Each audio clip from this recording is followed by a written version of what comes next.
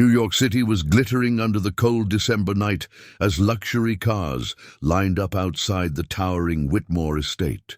Inside, the Grand Hall buzzed with the chatter and laughter of the city's wealthiest. Bankers, socialites, tech CEOs, all gathered for a charity gala hosted by billionaire Charles Whitmore. The chandeliers sparkled like diamonds, the waitstaff glided like ghosts in black and white, and a grand piano stood untouched in the corner, a symbol of sophistication. Emma Carter stood awkwardly near the back, holding a glass of sparkling water she hadn't touched. She felt out of place in every way. Her simple navy blue dress, borrowed from a friend, barely passed the unspoken fashion code of the elite. Her hair was tied in a plain bun, and the cheap heels pinched her toes. She had no idea why Charles Whitmore had invited her after their brief conversation earlier that week at the cafe where she worked. It'd been a normal afternoon.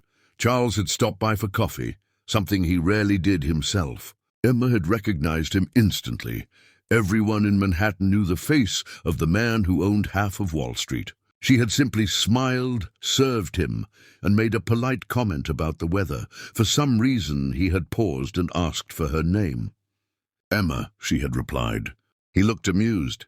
"You have interesting eyes," he said, and walked away. The next day, a formal invitation to his gala had arrived at the cafe. Now here she was, standing among people who lived in penthouses and discussed art auctions and hedge funds like they were grocery lists.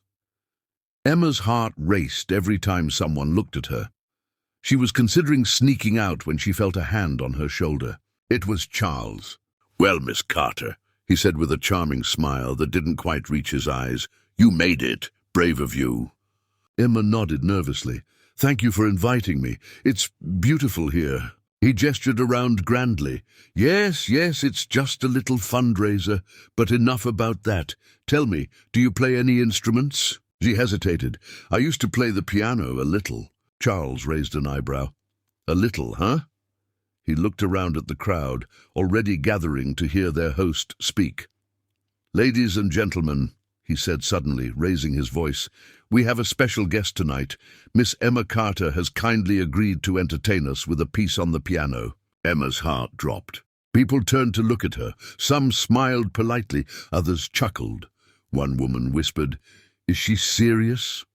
Another laughed, "Well, this should be cute." Emma froze. Her throat tightened. She glanced at Charles, who was clearly enjoying the moment. He leaned in and whispered, "Just have fun with it. I'm sure you'll surprise us." The words were laced with mockery.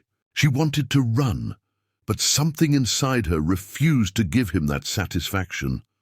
Slowly, Emma walked to the piano. The room quieted, but she could still hear the whispers, the clinking of glasses, the undercurrent of laughter. She sat on the velvet bench, her hands trembling slightly as she lifted the fallboard and placed her fingers on the keys.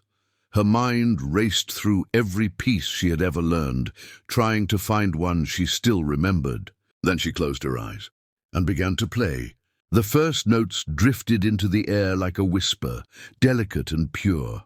A hush fell over the room as the sound of Chopin's nocturne in E-flat major began to weave its spell. Emma's fingers moved gracefully, each note falling perfectly into place, her touch light yet full of emotion. The music poured out of her not as a performance, but as a part of her soul, something deeply familiar and true. The crowd, once amused and expectant of failure, stood frozen. Glasses stopped mid-air, conversations died mid-sentence, and the subtle smirks on the guests' faces faded into wide-eyed silence. Even the clink of silverware ceased as Emma played on, her eyes closed, lost in the melody. She wasn't just playing music, she was reliving it. Every note carried a memory, a whisper from the past. Charles Whitmore leaned slightly forward in disbelief. The smirk that had curled his lips earlier was gone, replaced by a stunned expression. This wasn't the clumsy attempt of a waitress trying to fit in. It was something breathtaking. He glanced around the room and saw the same look mirrored in the eyes of his elite guests. Some appeared embarrassed, others captivated. One older man, a well-known classical music patron, whispered, "She's a natural." Emma's body moved subtly with the rhythm, not in showmanship but in feeling, the kind of movement that comes from years of practicing in silence, with no audience, no applause. The kind of playing born from late nights sitting at a second-hand upright piano in a cramped apartment, playing until her fingers ached while the world outside slept.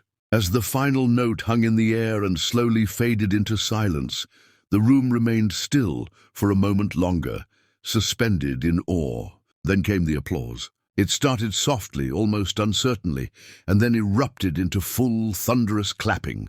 People rose from their chairs, some cheered, others wiped away tears they didn't expect.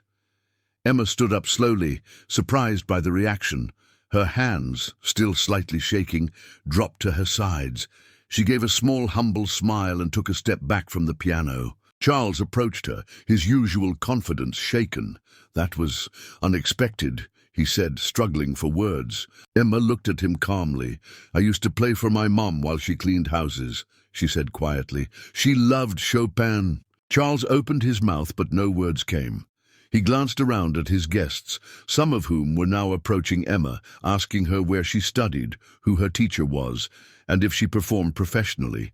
The same people who had looked down on her only moments ago were now offering business cards and praising her talent. Emma answered each question politely, but without excitement.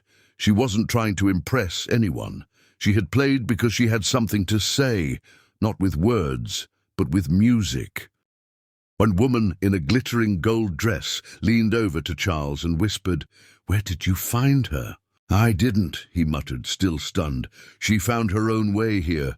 Emma walked toward the back of the room, gently placing the untouched glass of water on a side table.